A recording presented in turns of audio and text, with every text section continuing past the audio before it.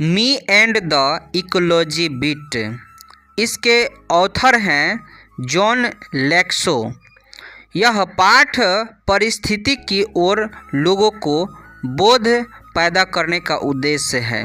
यह स्पष्ट करता है कि पर्यावरण संरक्षण और पारिस्थितिक सुरक्षा का विषय किसी प्रकार हम लोगों से संबंधित है।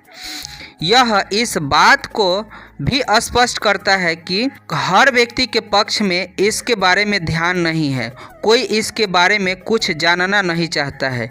यही कारण है कि यह पाठ संपूर्ण रूप से चिन्हित करता है कि पारिस्थितिकी के बारे में उपदेश करना आसान है, किंतु उसके प्रति कुछ करना कठिन होता है।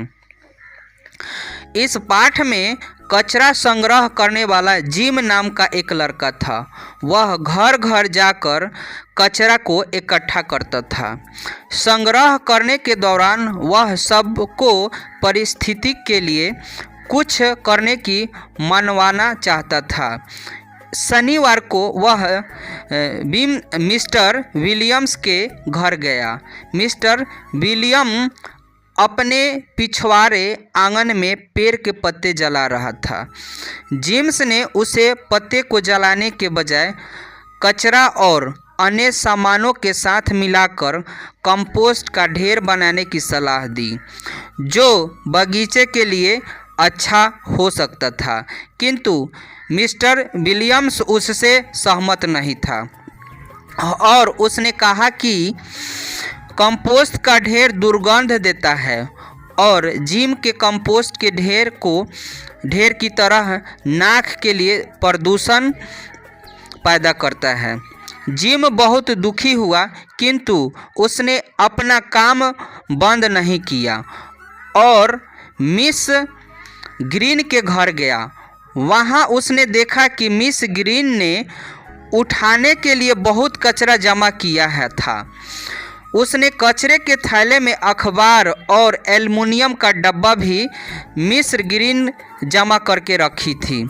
उसने देखा कि उसे कागज़ तथा एल्युमिनियम का डब्बा स्कूल के कचरे में डालने की सलाह दी ताकि उन्हें फिर से नया बनाया जा सके, किंतु वह भी उससे सहमत नहीं हुई क्योंकि उसने उसका स्कूल कचरा नहीं उठाना था।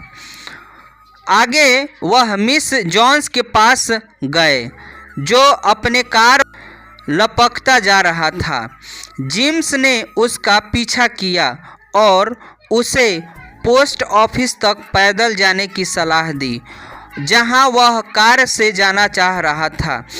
जेम्स ने कहा कि पोस्ट ऑफिस 2 ब्लॉक के बाद ही था, इसलिए वहां जाने के लिए उसे सवारी का उपयोग नहीं करना चाहिए।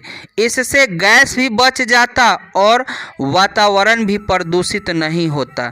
किंतु मिस्टर जॉन्स ने भी उसका बात नहीं मानी, क्योंकि उसने स्वयं वहां मिसेज ग्रीन के घर जाने के लिए छोटा रास्ता बनाकर पेड़ को नष्ट कर डाला था और पूरी गर्मी तथा जाड़े भर मोटर बाइक तथा स्नो बाइक क्रमशः चलाया करता था।